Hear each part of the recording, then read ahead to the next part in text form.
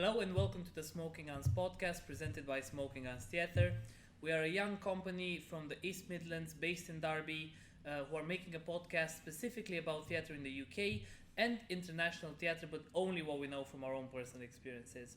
We all come from different backgrounds and we're all very excited to be here with you for our very first episode of the Theatre Podcast. On my right is Fatih. I'm from Germany, from Turkish heritage. My focus in the company is I'm a people's person, so I really deal with the connections inside of the company, outside the company. I get people talking, I get things moving. So if you hear an email, it's going to be Andy. If you're going to see a person, it's going to be me. The theatre aspect, I really enjoy working with the body, putting the body to maximum strength or exhausting it and seeing what that does on stage. great, to my left. I'm Harry. I'm from Derby originally, England. Focused a lot on immersive theatre. Within the company, I'm usually kind of development officer, looking at various different things for us to do and for new skills for us to develop throughout our time in this business. Great. And I'm Andy, originally from Romania, but now I'm British Andy because I live here. First of all, before we begin, we'd love to thank Nonsuch who have hosted us here in their space. We don't have our own personal space, so this is going to be a traveling podcast. Like the Traveling Wilburys will be going around, and whoever hosts us, that's where we're going to have the podcast. We sadly don't own a space ourselves yet because our kitchen is really dirty and we didn't have the time to clean it before filming. So once again, thank you to Nonsuch for making this first episode possible. Harry, what are we going to be talking in the first episode? Well, today's podcast, we're going to be looking at the question, is theatre dead? Great. So Nice and easy. Yeah. So I guess the first thing that we should look at is asking the question, what is theatre? So how do we codify that in its simplest form? Yep. I think for me, what theatre is anything from simple storytelling to going to the National Theatre and performing in front of thousands of people. I think the only thing that I see with theatre is there's always an audience. And by that I don't mean necessarily a person outside of yourself. It could be yourself, so you could be performing to yourself, but you're still the performer and the audience. So for theatre to happen, there's always somebody that has to absorb what is going on. I think that's the main aspect. Okay. But it comes out, it is simple storytelling, telling a story, making somebody feel something, getting a feeling across. I think it's our instinctual way of communicating, because we don't necessarily communicate with words or with language in that sense. It's more our bodies and our emotions and trying to convey these than rather talk in a long-winded kind of way. Yeah, I think with me, theatre comes from an intention, so the intention to entertain someone else or yourself. So as you're saying, you can be your own audience. When we're children, we play pretend, or we make little stories with our action figures, with our dolls, and even though there's no one there to see it, you take on a double role. So you're the theatre maker and you're the spectator of this show that you're putting on as well. So very similar to what you get within immersive theatre nowadays. Of this, you're participant, but you're also observer. Kind of, you're not just voyeur. You're not behind that fourth wall. You can be mixing between the two. Okay, it's interesting. What are some types of theatre that are really popular at the moment? What do people think when they say theatre? Musicals. I would say. Definitely. And it's not like I don't mind musicals. I love musicals. Hamilton, one of them examples, one of my favorite ones, and it's really progressive and it deals with important issues. But as a young theatre maker, I sometimes get frustrated with the idea that theatre is so much more for me, and it has done so much in my life, than when a person just thinks theatre is a musical. Yeah. You end up kind of stuck in this vein of, when you say that you do theatre or that you're an actor or something like that, a lot of people tend to think about either film or big musical theatre, which I think it's a bit of a sadness, because you've got to think that there are so many different kind of contemporary and interesting and new shows out there, that there's something for everyone to see. Yeah, I guess that's what people would consider a successful actor in a way. If the first question is, what have I seen you in? Or classic. Are you in anything in London? The idea of London is the place where you have to be in order to make theatre. So that's one of the things that we'll be hopefully exploring today. We're trying to keep this about an hour and a half. We don't want to bore anyone. This is just the first episode.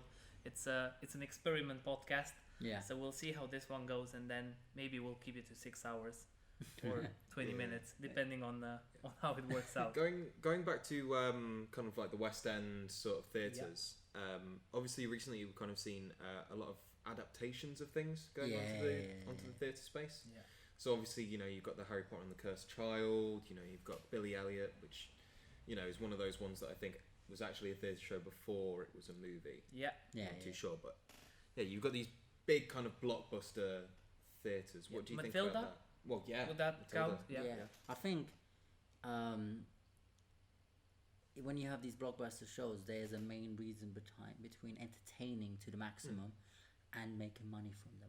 And I think it's an understanding of making profit from theatre, because there's a lot that goes into theatre and a lot of people that you have to pay, a lot of costs that come, and then you have to look at ticket pricing as well, and how much are you willing to pay for a ticket. I get angry when I sometimes have to pay more than a fiver as a younger person, because I have a budget that I have to kind of like abide by to live. And then if you have a show that costs £28, that is a lot to ask for. Or Hamilton, we look for tickets, it was £200 for a ticket. It is that kind of question of, can you afford to go? But then to see higher quality, you've got to pay more. So there's always that kind of like understanding. But with those blockbuster shows, do you necessarily get quality? Well, I guess that's what we're kind of talking about, because Derby. Just to preface this, Derby Theatre is going to be the big example for everything that we talk about. It's one of our big supporters, one of the entities, if we can say that is helping us stay alive, that is helping this company develop. Yeah. So it's a headquarter kind of thing. A lot of what we talk about will relate back to the East Midlands area, and especially Derby Theatre. So, for example, at the moment at Derby Theatre, we're gonna have Rain Man. Yeah. Oh yeah. So the original film that was with Dustin Hoffman and Tom Cruise is now getting adapted. It is a classic film, but it's not a film that I think of on a regular basis. It's not like it's not something that was screaming for a theatre adaptation. I didn't think like that definitely needs. I need to see that on the stage. But I've seen that before. When I was in Germany, I went to go to the Frankfurt Spielhaus, and they had a show there that we went to see, which was based on The Amazing Life of Mr. Griffin or something. It's a famous movie about a man that is a friend of somebody who's a millionaire, kills him, then becomes a millionaire and hides as him. Okay. Yeah, and it's a spiel that we often see in film, and it got adapted. It was literally watching a cheap film in an expensive theatre and it was like, why did we need to put this on and not 448 Psychosis or something that has been written for theatre and made for theatre and is there for theatre audience? You kind of bring up 448 Psychosis there and that kind of stuff. So like, we've talked about the blockbusters and things like this, but what other kind of theatre is out there? So for instance, what can you see from Derby Theatre? Sure. Well, the kind of theatre that we make, what I think of theatre when we talk about it, it's the small studio space theatre. So the location is quite important because it creates a different relationship between the performance and the audience. A small room with 80 to 100 seats and 2 to 3 performers, really, that's a completely different experience than watching a big main stage show with 500 people in the audience, 20 people on stage, big sets, big decor, rather than the studio space where everything is quite minimalistic. A black room. As little money spent on props and decor and costume as possible, and it's more the quality of the message and the subject of the play that really drives the performance, which puts a different, I don't know, a different pressure on the performers perhaps. So for some it might be easier. Theatre at the moment. I think if you had to shout out a couple of names, who's really... There's companies like Force Entertainment that are really low on their prop use and other things, who are notoriously known to do things like that, And there's companies that earlier on in the days used to do a lot of these things, like Frantic Assembly, very movement-based company who would use their movement more than anything else. but these companies have grown massively since their creation, such as Complicité, who are now working with major theaters across the country, but I think all of the early stages were really focused on that black box contemporary, that intimate space, innovative theater making of talking to one person or talking to a group of a group of people. There were smaller numbers and trying to tell a story in a very intimate and not technically or prop heavy way. Yeah, China Plate, who is quite a famous producing company in the UK, have a lot of shows that are black box contemporary. So a lot of money spent on that shows, but the money goes towards researching the subject, towards creating the environment needed for that show to exist and to be created, rather than let's say money in a London musical where you can see it on the stage. So if you go to see a production of Wicked, you see the dragon on the stage, you see the beautiful costumes, all the dancers, while in a smaller production such as these ones, all the money is in the background, and the money has been used to create the experience rather than the things that the audience get to see. It is a lot easier as well if you think about it, that if you have a script, if you have a writer, if you have a producer, if you have a sound guy, a tech guy, if you have a guy for everything, it's a lot easier to rehearse a show than put it on. Right. As if you come from a background as ours, where we don't have a sound guy, we don't have a lighting guy, we don't have individual people to fill those holes. We learn these things and implement them in our own practice. And I think a lot of these things are underestimated how important they are. For instance, the script. We develop our scripts through weeks of rehearsals and finding a play in those rehearsals, and then that we go off, write a script and kind of build those things up. Or if these elements exist beforehand, it's a lot easy. I wouldn't say easier, but it's a lot more efficiently produced than the way we go on producing. I think devising of word that we haven't used yet is a very new trendy way of hitting those niche markets and that niche and contemporary movement that is kind of created through devising companies. Yeah, I think as an artist, what money really gets you is a peace of mind, is knowing that all the equipment that you have is high quality and it's going to work every time you need it to work. Money is going to give you peace of mind because you're going to have the right people for the right jobs, and then the artists, the creators, can just do what they're meant to do. So the writer can just write, the director can just direct, and the actors can just act, rather than a small company who's at the beginning, such as us. We have to take on every single hat every time. So someone needs to learn how to use the microphone, someone needs to learn how to use the camera, someone needs to learn how to produce, someone needs to learn how to direct, and so on and so forth. And sometimes that's the same person. And sometimes that's the same person. And basically what money gets you is it hastens the time that things take by a lot. So it cuts that time. The more money you spend, the less time you have to spend. But when you're young, time is what you have. So and money is what you don't have. Money is what you don't have. Yeah. Well, I guess one kind of thing that you can do with that contemporary theatre, though, is, I mean, kind of going back to the black box and something we also haven't talked about, which is suitcase theatre. Yeah. Creating those small shows that are so condensed down that you don't need that large budget. You don't really need, all the individual different people. Maybe you have them within the process at some point, but they're not necessarily throughout it. Yeah. So that's reducing the cost, but also keeping it at that point. It feels a lot like a one-man band at points, but it's a three-man band. But at the same time, there's a lot more instruments that we gotta play, so everybody plays their own kind of band. And inside someone has to be the roadie. Yeah, and somebody needs to drive. And I think it's not us complaining, but it's us being very aware of the situation that we're in and the skills that we have to have in order for this to work.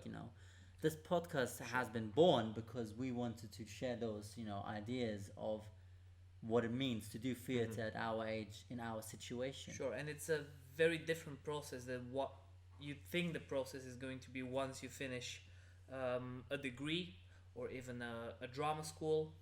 So hopefully one of our projects is to continue with this podcast and have different discussions. So perhaps an episode about the difference between going to university and going to drama school. Yeah. Not only the experience that you get by attending those two different ways of getting into the industry, but also how life looks after you finish.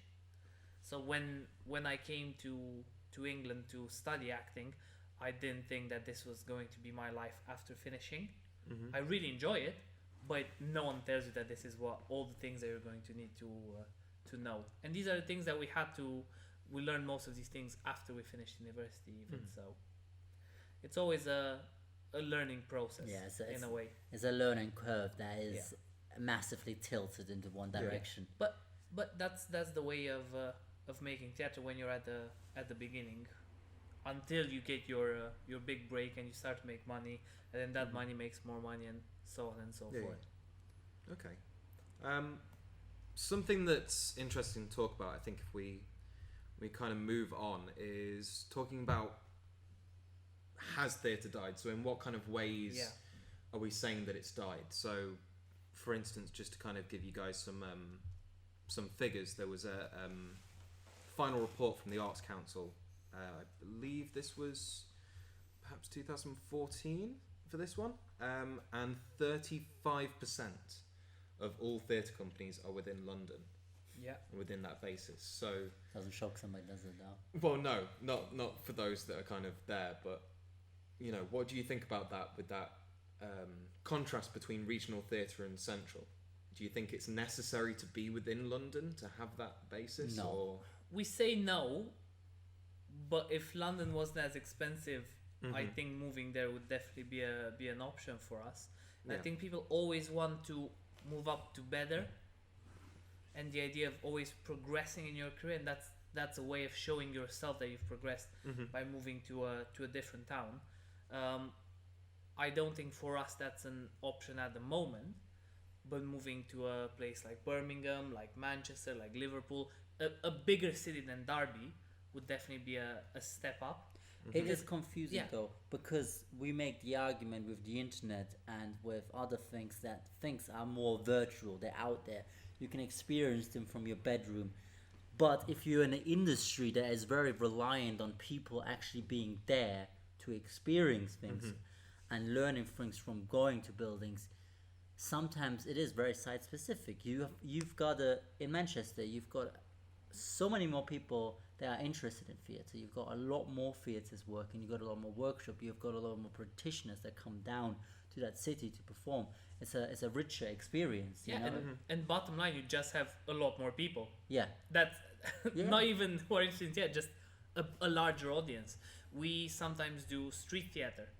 That's a really good avenue that we found for making some money, making work that's quite quick to make and quite interesting, because the audience doesn't have to look at what you're doing. It's a very easy way of finding out if the product that you're supplying is actually any good.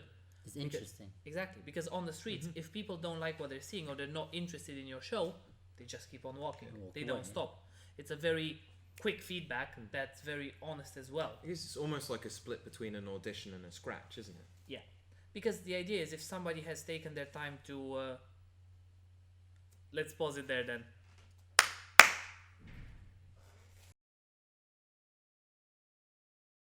About street theater and the idea of an audience that can always leave.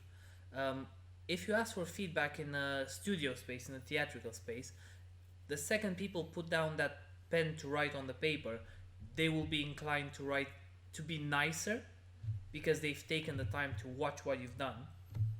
They will have to be nicer than just strangers that walk by you.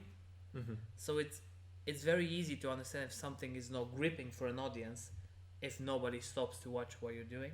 And I think that's a really good point to put another point on top of that, is saying nobody stops and watches what you're doing.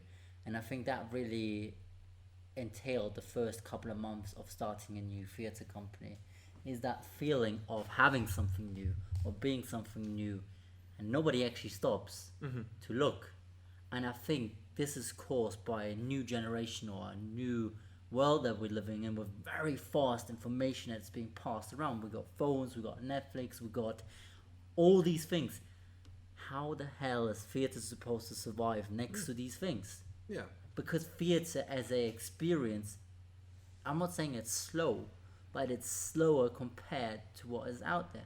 I don't like what I'm watching on Netflix, I put something else on. I don't like Netflix, I go on Amazon Prime. I'm not enjoying what's going on Amazon Prime, I watch a footy game I recorded a couple of weeks ago. You know, it's that kind of aspect of always being able to switch in between of what you want to do. And you're not actually, it's not a big ask of you. You're in your room already, you're watching something.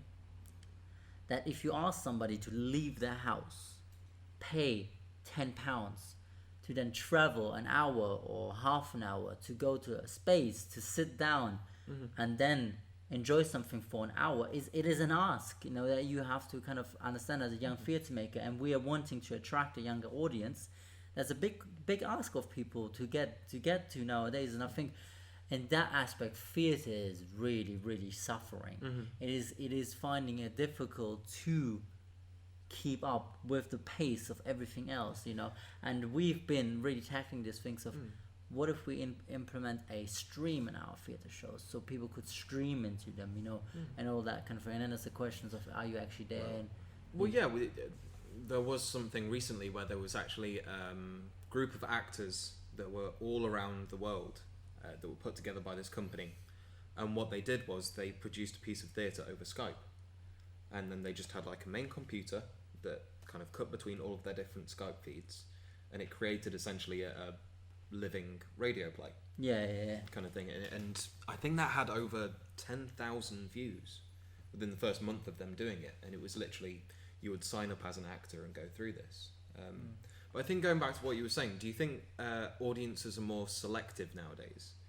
Do you think it's harder to try and grasp someone and you know, prove to them that you're the reason that they should spend that money? Sure. Well, I think audiences are older than they've ever been. First of all, so within theatre or within theatre, yeah, because the younger audiences are out seeing the new Marvel film, or they're out seeing Netflix, or they're out watching YouTube. Yeah, YouTube. It's such an immense medium. It's hard for theatre to survive because of there's not a culture around theatre anymore, apart from the older generations. The older generations don't want to see new things. They don't want the theatre as they know it to change. Yeah. They want to see the things that they've always seen again. One of my favorite examples about something that I never want to become is the Mousetrap. It's been going on for what, 15 years at least. It's one of the longest plays going. At least it's probably the longest play running, and they do change the criminal from time to time. For people who don't know, the Mousetrap is a play based on a book by Agatha Christie. It's a murder mystery, and it's been going on in London and touring as well throughout the UK for at least 15 years, if I'm not wrong. And sometimes they change who the murderer is, but it's essentially the same play, and people go and see it over and over again just to experience it, even though they know who the murderer is. Is the Mousetrap the best play ever written? No, but it's grasped that audience. It's grasped that audience, and that audience doesn't want to leave it anymore. Why would you watch something new when you know that this is something that you will enjoy? I think also that comes really well into the argument that we were later making about what does it mean to be in London. And the difference between London and Derby, for instance, is, you know, a show that I found astounding is Lachlan Loala's Betrayal with a cord, what was it, a squash cord that turned 360 degrees while the actors were walking inside of it, and it was like it was a London show in Derby, but that was the only show that I felt like was like this that year. And then 2 weeks later there was the Mousetrap, and there was younger audiences that loved the show because of rap music in it. There was a, you know, an identity of us, and all the people that I saw walking out of it because they didn't think that was them. And I find it interesting that I haven't been in Derby, and Derby Theatre is a really bad example for it because it attracts a lot of good theatre coming into the rules. But having been in Derby, you get a lot of that easygoing touring theatre that you would think theatre is, then compared to what you would get in a London theatre like Battersea Sure. or the Bush Theatre, where you have that fringe aspect and you can really see those pieces. Well, with those kind of yeah. areas, you have that metrocultural. Yeah. Something that we learnt from China Plate, actually. Yeah. That phrase. Still one of my favourite phrases with that metrocultural, because they will go and see anything. Yeah. If it's interesting or weird or wonderful, chances are someone is going to go and see it if they're Sure. metrocultural. And that's amazing to have those type of audiences, but the problem that young artists such as ourselves experience is that most people are not willing to see something new. People don't want to risk seeing something that they're not going to enjoy, Yeah. because they know that if they go and see something like The Mousetrap, it will be what it's always been. It'll never change too much, and they will stay in their comfort zone. So what we're trying to do is push people out of their comfort zone and push the limits of what theatre is. I think there are some companies that are doing that though. They're almost blending between the two. I'm gonna hold you there, Harry. Yeah. We're gonna cut here. Welcome back, everyone. We sadly had to change the camera as we don't know how batteries work, but we're about to find out for the second episode. We're now filming on my phone. Thank you, Steve Jobs, for this great invention. May he rest in peace. Android forever. And Harry, I believe we were talking about. Yeah. So as I was kind of saying, there are certain companies that are splitting between that something new but something that feels familiar. Yeah. So the one that I was going to raise was Secret Cinema. These guys that are taking films that everybody loves, everybody knows, so like the Moulin Rouges. They just recently did Romeo and Juliet. Yeah. And then completely exploring that, changing it up, making something immersive and interesting around it. So it feels familiar. It's a new world, but it feels familiar to them. I Sure. have an issue with Secret Cinema though. Go on. I feel it's very kind of like immersive theatre, but with a mainstream frame and like a little taster you can get into that, because it's not really. You're still watching the film with like 10 minutes worth of actors coming on stage dancing a little, and everybody's dressed up. So it's, for me, it's a bit like but it's lacking. not that. It's the bit before, when they do that hour and a half to 2 hours of you just wandering around the space. Yeah. That's So the it's the difference. space, the because- performance, rather than. Yeah, so what they do is, when I went to the Moulin Rouge one, is that they had the entirety of, what's it called, the individual district within Moulin Rouge. But they have that district with the absinthe bars, and they have the can girls going around, and prostitutes on the corner, and as characters you're sometimes told, oh, you have an audition at this time. If you go to this building, you will go and audition for the Moulin Rouge, or this kind of stuff. That's what my character had. Fortunately, I ended up being too late. I accidentally missed it, but Classic. That's yeah, that's another thing. But you've got that hour and a half to 2 hours before where you're exploring that world, and it feels familiar to you. It's something that you want to go and see, because if you're a massive fan of Baz Luhrmann's Moulin Rouge, you're going to feel absolutely amazing in that, because it's like walking around in that set. Sure. And you have those characters that you can interact with, but then also you know what you're getting out of it, because you are going to sit down and watch the film. Yeah. So it feels familiar. The film's amazing. And I think that's one of the things that's happening to a lot of new theatre that's being created. Maybe that's solely from my experience and what I've seen, but a lot of new theatre seems to be a lot more interactive as well, because it's hard to appeal to someone who already knows, or they certainly think they know, what type of theatre they like and what they like to see. So a way of appealing to them is by offering them something new. So instead of just sit down, watch this performance, and be involved in the success or failure of this performance. That's certainly something we use in making theatre. We always are very conscious of. I personally get bored quite easily. I live in the era of super speed information, entertainment. YouTube is always on. YouTube is always on. You play a video game while watching a film, while listening to a podcast. Everything happens at the same time. So I personally get very easily bored watching a theater show. So by being part of that theater show, even just a little bit, you become an accomplice of the company in creating the show. It feels like that if you weren't to pay attention, you would miss being a part of it. Yeah. So like you miss the success of the show because you didn't pay attention and you couldn't help to the show succeed. And I think with us, always something that we make clear when we create theatre is we're aware that we're making theatre and that the audience is in the room. There's no understanding of a fourth wall. It's like an old-timey understanding of even shows where there's aspects of where we're not including the audience in a bit. We're still aware that there's somebody looking at me right now of perceiving us. In our first show that we did, Translating, which was very gym heavy and very about a body with dysmorphia and male suicide, we had a camera on stage that didn't we had a camera stand, and that represented the audience because we were addressing everything to that camera stand as an audience, and we made the audience a part of our show because they were watching us.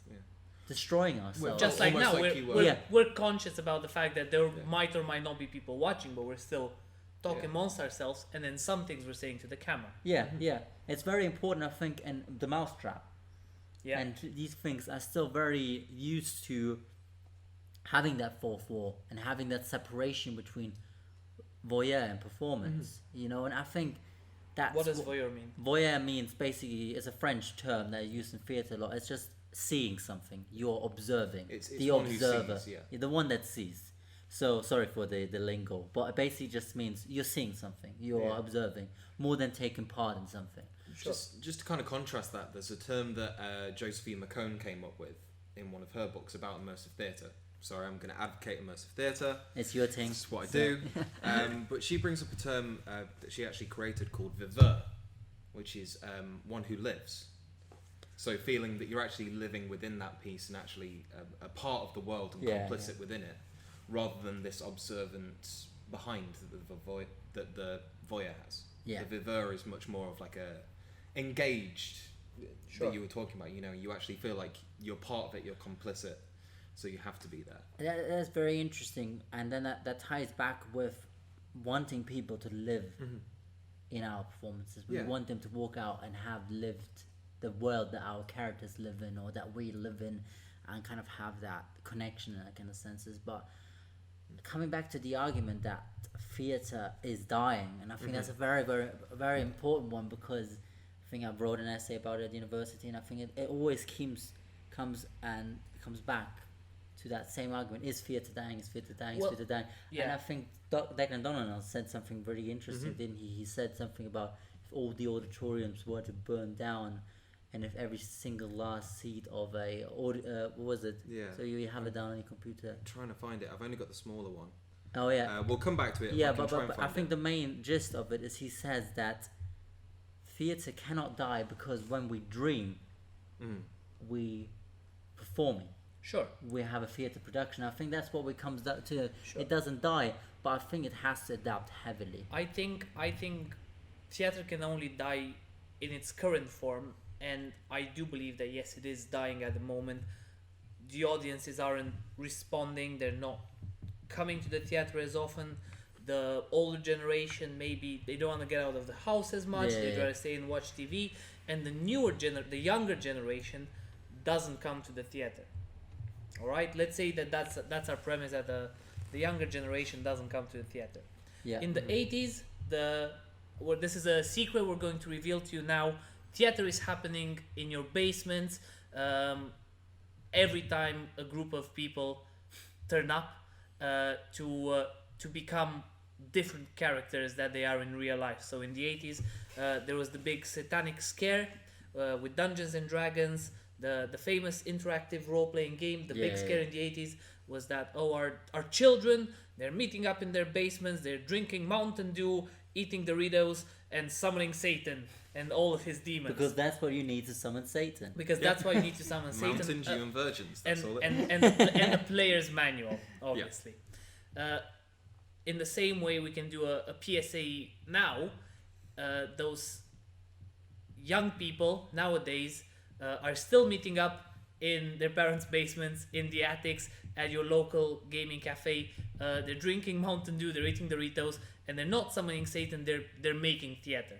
Yeah. So inhabiting a character, becoming someone that you're not in real life, that's theater. That's a performance that you're putting on for yourself and for your friends and the people that you're playing with. The same way with LARP, live action role play, which is a very common thing in the UK and America. It has usually a medieval theme. People wear costumes, armor, swords, knives, bows and arrows, and they become different characters. And they, for a weekend, they inhabit those characters fully, and they become new characters who live in a fantastical world. Yeah. And I think that is super interesting though, because you see the human need, and I want to emphasize the human need to be and perform, to tell stories, because such things as LARP, video games, D&D, board games in itself exist to the sole purpose, not just escapism, but telling these stories, becoming these characters, and I think that's a prevalent thing. So, well, I mean, it's you know, the brain is a mimetic device. It's a meaning-making machine. Yeah. Like, it will look for the story and everything. And so just to go back to the Declan Dolan quote that we're talking about here, it's that if every auditorium were razed to the ground, theatre would still survive, because the hunger in each of us to act and be acted to is genetic. This intense hunger even crosses the threshold of sleep, for we direct, perform and witness performances every night. Theatre cannot die before the last dream has been dreamt. Very poetic. So that's what Declan Dolan said in his book. The Actor and the Target. The Actor and the Target. Great. Yeah. And I think that is something that we've been talking about already, the genetic desire for, let's call it theatre, for performance, for being acted and acting too, you know. And I think and I think that's something that we're always gonna come back to, is the understanding that this is not a choice. For none of us, making a theatre company was a choice. It was we're going to do this. It was a need. It had to. It had to be done. We wanted to be in this sector. We wanted to do these things. We wanted to sacrifice these things in order to be in this sector. And I think coming back to it, it's always going to be the same reason. It's a need to do this. And but I think what I find interesting as well as comparing the need is comparing to what is out there, and what is out there in England right now, and what is out there for people that are not white, or that don't speak with an accent, or speak with an accent. And I think that is also a very interesting argument to be made. Yeah, it's something that I think we're probably going to talk on very quickly at the end of this. Definitely. But on the question of this episode is called "Is Theatre Dead?" The answer is we don't know, but I personally think theatre should die in its current form and then get reborn in a newer form. It needs to die in order to be updated. Yeah. Why are we still having our theatre on the VCR when it should be up in the cloud? Yeah. Really, definitely. We live in the society of the cloud. Yeah. Why is theatre still so outdated? So we're saying maybe it's dying, but it needs to be reincarnated. Sure. It needs to change itself. And I think it's starting to. Young companies are definitely trying to do that, but it's really difficult whilst plays like the Mousetrap are still out there. They're still touring, and obviously, as long as it makes money, people will keep doing it.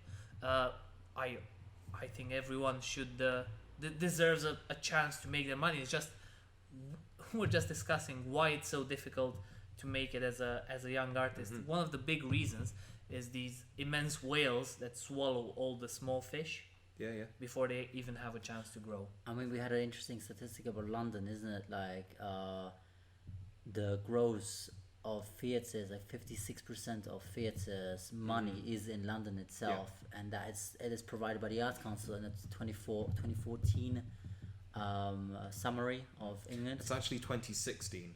2016, and I think that is just such there we go. London's 12 largest theatres, 1,500 plus seat venues, accounted for 35% of total box office income in 2012 to 13, and 40% in the previous year. So it's 2011, yeah, that makes a lot of sense once you know a little bit of the industry. I think it's a little bit sad that that's the case, but most people who become part of this industry don't really do it for the money. It would be insane to try and become an actor for the money, statistically speaking. Yeah. But it's about the need to create something new, and that's why we're doing it. And I just think just to give an update on that as well. In 2014, Yeah. it generated 73% of box office income in London. All shows in London created 73% of all box office income. In the UK. In the UK, Wow. and That's 62% of attendance and 54% of performances. So that Within just, the UK. that's again kind of the question of like, why do you move to London? Why do you do these things? But again, coming back to something that we're touching on more and more is money. Mm-hmm. And you said the very noble thing of nobody becomes an actor because they want to earn money. And I think I'm starting to get annoyed at that notion because nobody wants to become a nuclear engineer to make money. Nobody wants to do what they do necessarily for money. Some people do, of course, they're in business or in other things. But there should still be a living cost or a survivability in theatre. And having talked to people like China Plate or having talked to people like Plains Plough, which are producing companies that are there to help people like us sustain ourselves, talking to their artistic director, and he telling me that he worked 2 jobs in his 20s to sustain enough money to then become a company and then make money off theatre. And for me, it's a big question still is, why do I have to do that as a theatre maker in order to do theatre? Why do I have to work 2 jobs? We all are working 2 jobs, multiple jobs, in order to sustain ourselves and live an average life, of having enough money to do things that are not necessarily just living, And we've been very fortunate of having been able to make money from theatre already and living in a certain senses of that money.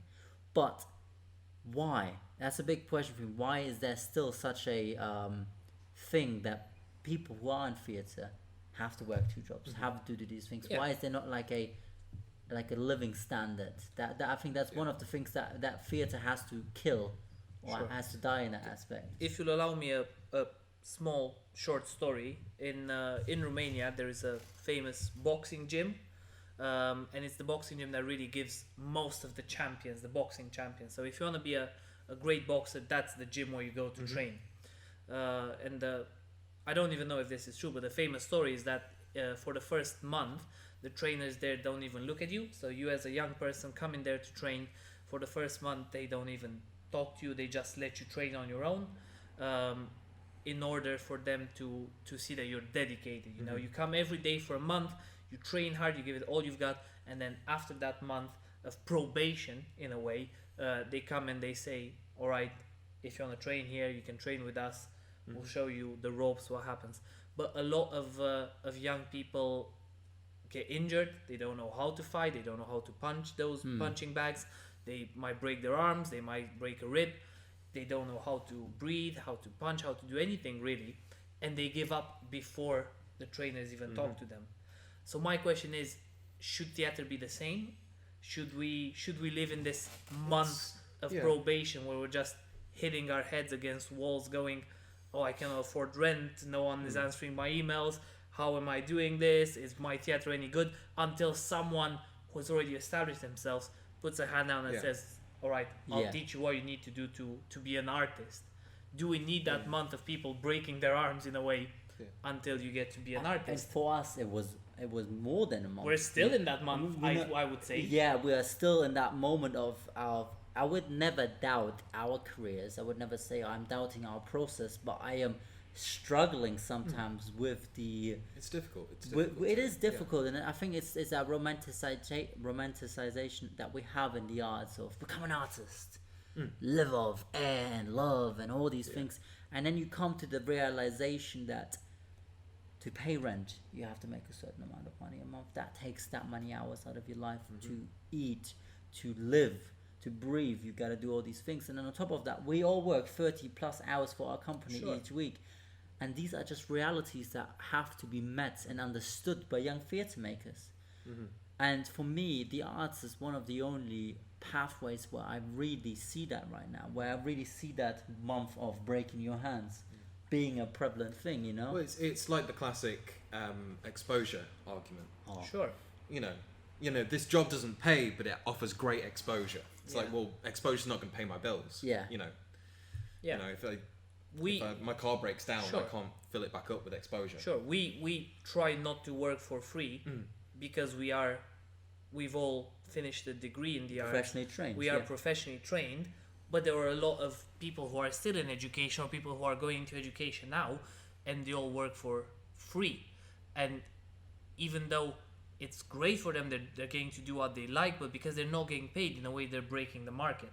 Because as a producer, you might go, oh, I could get a professionally trained actor, or I could get a student who's in their third year, they haven't yet finished their degree, and they just want a taste of what it's like to be a professional actor, or they want a credit on their CV, and I don't have to pay them, and that breaks the market. So that's why we have entities such as Equity, for example, that doesn't allow that. That's why actors, producers, directors, every artist needs to be paid a certain amount of money for the time they put in.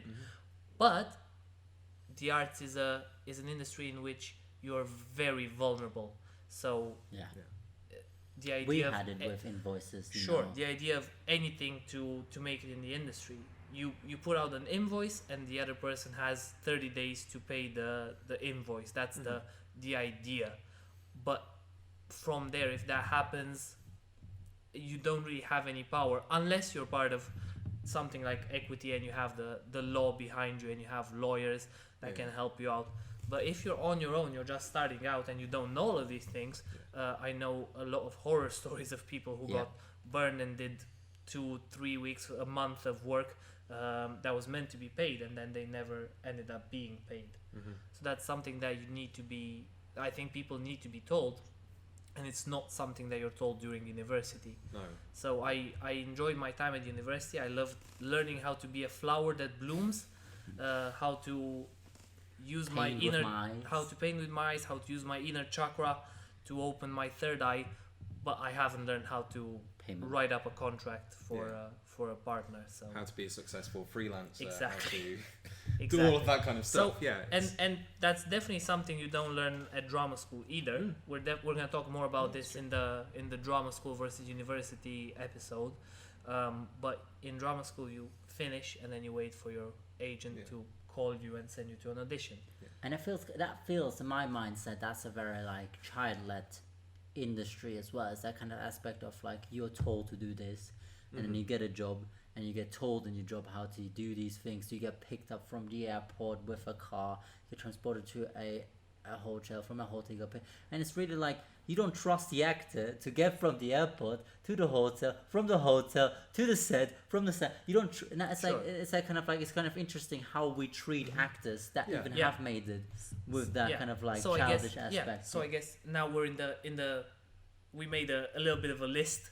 This is a bit of backstory. We made a bit of a list of what we're going to talk about today, and one of the topics was what needs to change. I think we've already gotten into that. Yes, we're just about kind of moving into that area now. I think we've been in it for a while. From the beginning, we've said if theatre dies and is going to get reborn, maybe these are some of the things that need to change for it in order to become better. So the way we treat our professionals is definitely part of it. Yeah. And it's that taboo of money. I think that's a massive aspect. Just like nobody likes to talk about money in our industry. Nobody likes to take it that serious. But I think if we lift that taboo and say, okay, this is how much an actor should be paid a day.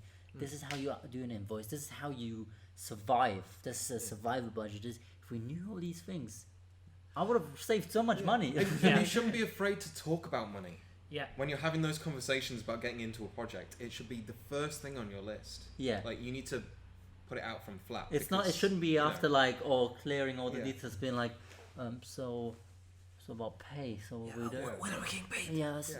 It's like yes sir, of course sir, yes of course I'll do this, and then I'm actually getting paid less than minimum wage per day, that kind of thing. Sure. So first of all, treat all the professionals better. What else do we have?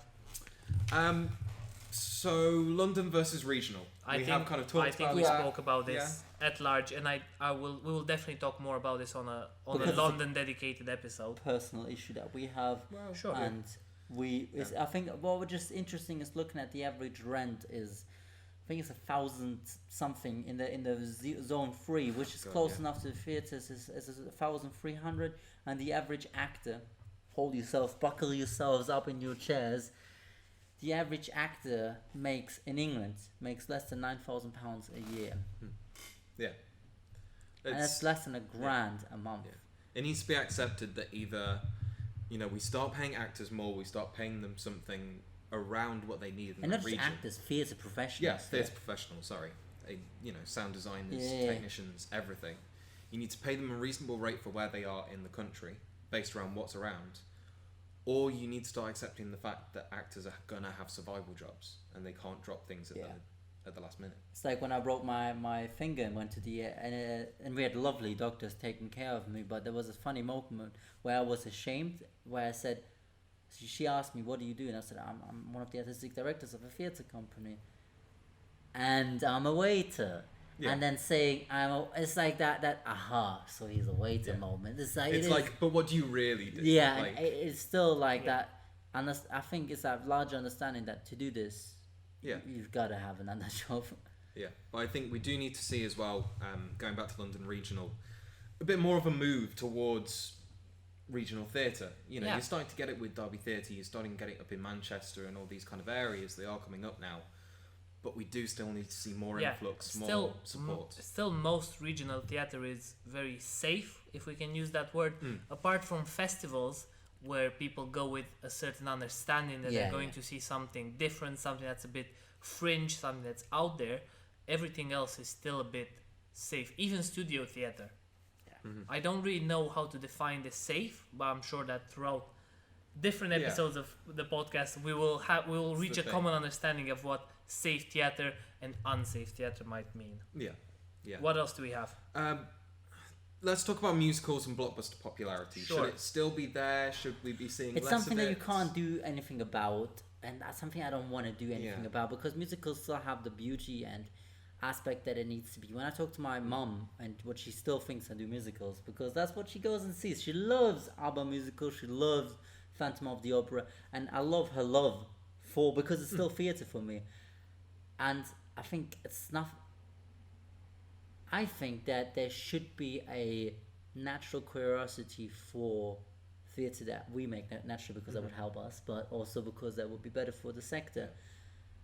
As much there's a curiosity for musicals. I think what we need to see within that is a redefinition in most people's minds of what theatre is. Because I think a lot of people begin to think about your blockbusters, your Phantom of the Opera, things like that. We need to start reaching out and realise that theatre isn't just Shakespeare, it isn't just naturalistic stuff, it has so much more going on now. Sure. The same way we talked about Dungeons and Dragons as being theatre. Yeah. That can definitely be something to explore. There are many avenues. There's theatre happening everywhere that people don't consider to be theatre. Yeah. Exactly. But I do think that musicals, big blockbusters, have their charm. A lot of people obviously love them. Something very close to my heart are memes. If you go on Facebook and you type theatre memes, there are all jokes, all the memes are about musicals solely, which is great, but I'm sure there are people who have loads of funny stories. They can make great memes about what it's like being in the audition process, what it's being like creating a show, devising all of these things. I'm sure could be very relatable, and through memes we could make those things relatable. What I'm hearing is you're asking the audience out there, anyone if who you have any theatre memes that are not musical related, make us some theatre memes. Send it to us. Make some smoking guns memes. And oh god, no. And I'm aware that we're reaching kind of the end of our first episode. What's the last thing we're going to talk about, just as a little preface to probably what we're going to be talking about next week, and a bit more in depth as well. Something that we won't have a chance to talk to you about in depth right now is, I think, is looking at the comparison between BAME actors and white actors. And it's not a personal crusade, or it's not us or me being angry at white actors and the opportunities they are given. It is just something I think that we have to be aware of in our current sector, is how white and middle class theatre actually is. And if if it's not just me saying it, but the statistics also portraying it, I think that's Do you something. have some statistics? I on it? do. So in London, the average BAME percentage for most companies is 18.2% Okay. of their casts So that's and male and female. That's in London. productions. That's in London. In the east of England, it's 14.9%, Okay. and in the northwest, it's 12.6%. So London with 18 is leading the way. charge. Yeah. Great. So London, you're doing something right. Yeah. So just saying that is like a that's but you know, we are three white men saying this, and I apologize. We didn't mean for this to happen. It's just how the company got But funded. we do have some diversity. You But know, we- we are yeah, from different of course. countries, Yeah. with Of different course. backgrounds. Of course. It's It is something that you Asian have to order. be. Yeah, it is something that you have to be aware of when making theater, when talking about everything. We understand our own privileges, and then we understand the privileges that other Yeah. people have, and it's not us saying we'd like more privileges. It's just saying if theater does die, maybe that's something it can look out before it rises again like the phoenix. Yeah, definitely. But- That's an argument that Sure. is there, and I think that we can explore further in a different podcast because Yeah, we have a lot of statistics on the issues of BAME-related theatre and why it is lacking so much popularity and why it should be more popular in Sure. that kind of sense. Yeah. are we fine to Yeah, end it there? I think that's all we have time for today. Join us next time when we'll be discussing doors. When are they ajar? Sure. We hope you enjoyed. Please let us know what you think. If there's any kind of discussion that you want to have down in the comments, absolutely do that. We'd Yes. love to hear your thoughts. We are aware that we've talked about a lot of things, but anything that you'd like to comment on, anything that you'd like to share your opinion on, we'd love to meet with other artists, other people in the industry, or maybe not, just someone who's interested in the world of theatre and how it works. So until we manage to do this podcast next time, we're hopefully going to keep this weekly, bi-weekly. This Yeah. is the first one. We'll We'll see. see how this experiment works. Let's get this one on And the then- air and then yeah. see what we're going. So, Smoking Guns, Harry, Andy, and Fatih, thank you very much. Hope you have a great day. See you later. See you later.